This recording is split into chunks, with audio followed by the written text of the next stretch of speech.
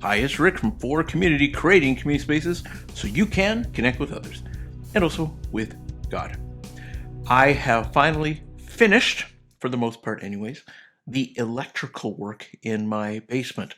I kind of stopped working on my basement renos for a while. I got busy with school and other stuff, and also the renos started getting more and more complicated.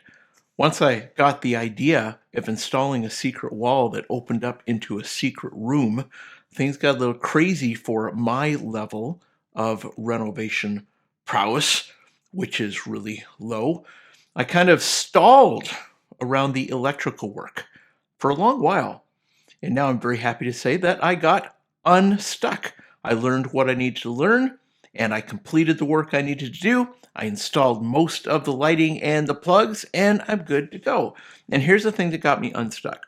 I started to place my attention back onto the big picture of what I was trying to do with my basement. And once I recaptured that big picture, suddenly my behavior changed, and I got productive again. And my basement started to get done, or moving towards being done again. What about you? Have you ever stalled or got stuck in the middle of attempting to do something big, like me in my basement, and you stayed stuck for a long while? And then there was something that woke you up and you got unstuck and you started moving forward again. If you got a story about what you were doing, how you got stuck, and then what got you unstuck, please pause the video and share your story with whoever you're watching with. This video is based on my interpretation of James chapter 5, verses 7 through 9. In this text, we learn something about our motivation to move forward when we get bogged down with life. What can get us unstuck, like we're breathing healthy again and moving forward? James chapter 5, verses 7 through 9. Dear brothers and sisters, be patient as you wait for the Lord's return. Consider the farmers who patiently wait for the rains in the fall and in the spring. They eagerly look for the valuable harvest to ripen. You too must be patient. Take courage, for the coming of the Lord is near. Here's the direction that I want to take with this text, the point that I'm going to try to make. Let your hope get you unstuck. For me, to get me unstuck with my basement renos, I had to get my head back into the big picture. And when I saw the big picture, that changed my behavior and I started doing stuff. But it's not always that easy. I mean, I get bogged down sometimes or uninspired, blue, feeling like I'm spinning my wheels, wondering if my life matters at all. Then my life does matter and your life does matter also. If you're feeling stuck or bogged down or spinning your wheels like you're chasing the wrong thing, this may actually help.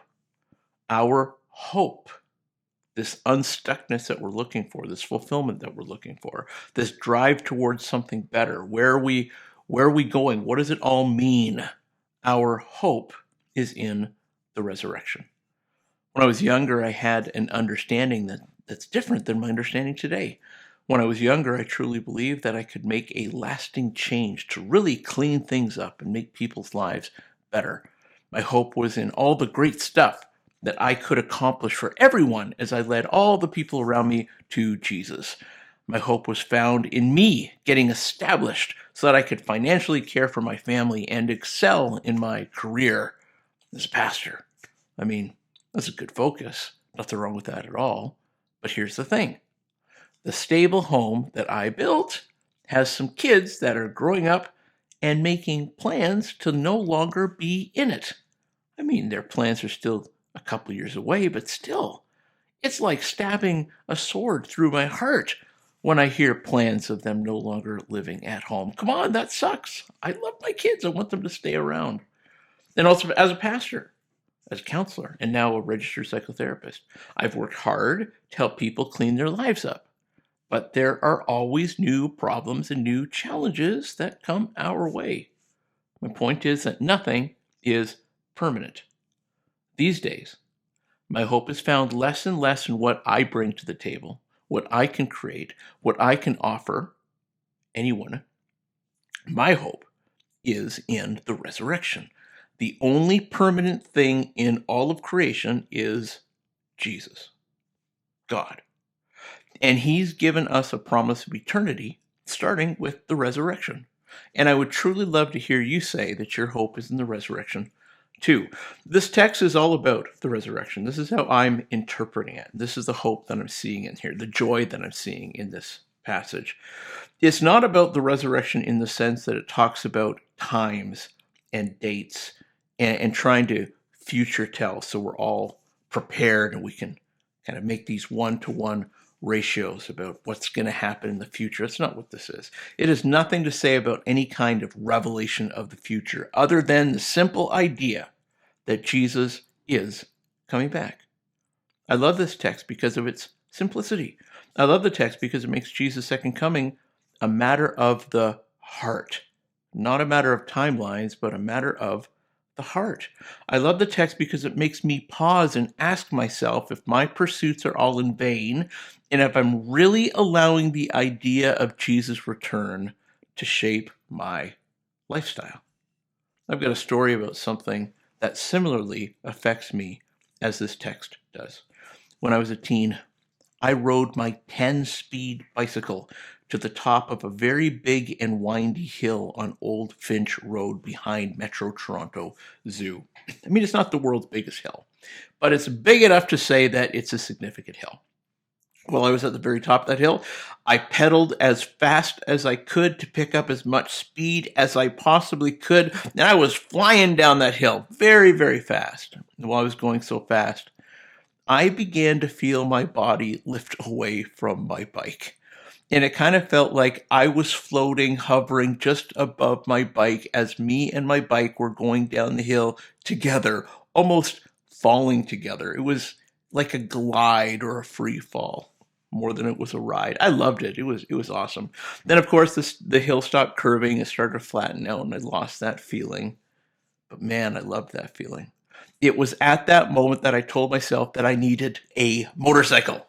But of course, I couldn't afford a motorcycle. I've been on my own since I was 17. I didn't have any money. I was even riding a bicycle that someone gave to me because they felt sorry for me.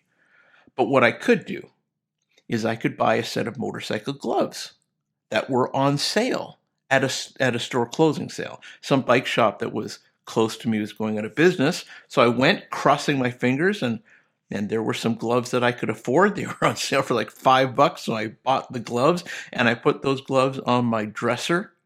And no matter where I went, no matter where I moved, those gloves always stayed on my dresser to remind me that one day I'd be working really hard to get a motorcycle.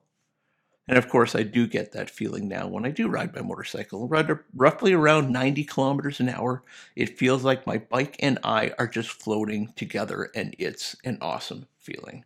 And that's why I really like this text. I love this text for the same reason I loved those motorcycle gloves that were sitting on top of my dresser all those years, reminding me that one day I was going to get a bike. This text reminds me of a great day that I get to look forward to that can't be taken away from me, where every one of my plans may fail, or all of my success can be taken away from me. This won't be taken from me, and it won't be taken from you either. Our hope is the resurrection, as long as we're Jesus followers. For a little more content on the resurrection, without a deep dive, you can take a look at 1 Corinthians chapter 15. That chapter is a quick summary, rebuttaling an argument someone challenged Paul with, that there wasn't going to be a resurrection. So if you want a little more info about the resurrection without going too deep, you can try 1 Corinthians chapter 15. If you want a deeper dive in the resurrection, you can go to 1 Thessalonians and 2 Thessalonians. They give you a little bit more information about the resurrection. The big idea here is that Jesus is seen as the first one of us to be resurrected. He basically invented resurrection for all of us when he was resurrected. Your faith in Jesus includes you in the resurrection. Regarding this text, my love for the text is not around how it bogs us down talking about the future, because it doesn't bog us down talking about the future. I love the text because of how it shapes my life right here and right now. The future doesn't matter so much if it doesn't shape my life right here, right now. I'm okay to give my life to the pursuit of values that honor God. because I know that Jesus is the only thing I'm taking from this world. I know that all of my pursuits, as noble and as worthy as they may be, don't compare to the promise and the hope that you and I have in the resurrection. Jesus is coming back, and his reward is with him as he's coming back. His reward that he's giving to all of his followers is the reward of the resurrection, and then spending forever with God in a culture that knows no hint of toxicity, no failure, no hate, no deceit, no dishonesty, no pain. It is something worthy of looking forward to. So here's my question to you to help you think of an application about how the resurrection, how our hope in the resurrection and Jesus coming back can shape your lifestyle today. Is your lifestyle shaped by the resurrection? Or are you pursuing values that have nothing to do with our limited days on planet Earth? Is your lifestyle informed by the hope we have that our end of days is no end of days for us at all? For us, it's an end of days as we experience life today, but there's something way more, far greater to come. Is that knowledge, is that hope that shapes your lifestyle? Is your lifestyle being shaped by your pursuit of living that resurrected life right here, right now? Living now, knowing how much more God has in store for you and how temporary the here and the now is. Here's my application. I want to continually audit my lifestyle to bring it more closely in alignment with preparation for living the resurrected life and helping others to get to live that life too. Does your life suck right now? It's okay. Did you get knocked off course and were forced on some sort of detour? It's going to be okay. If you are a Jesus follower, your hope is in the resurrection, just like mine is. There are far better days on the other side of this. I mean, don't get me wrong, life is good. I love my Harley, love my family, love the opportunity to explore this world and see how exciting and beautiful it can be. God really did make a wonderful creation, and it is awesome exploring it as I'm able to, and I really hope you're able to explore it much more than me. I also enjoy my digital pinball table, playing board games, and I'm really hoping that my family will be able to go on a trip this summer to go see the ocean in another province before the summer ends. It's a good world. Life is good. God's given us a good creation to enjoy and to explore. But this isn't the last chapter. There's a far better chapter on our horizon.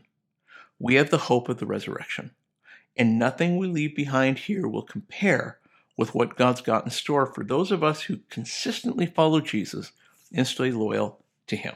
That's it from me to you. For now, would you please like? Would you please share? Would you please subscribe? Would you please ask for the link? We meet at 10:30 a.m. And for the men, we also meet at 6 o'clock p.m. For community, creating community spaces so you can connect with others and also with God. I'll see you next time.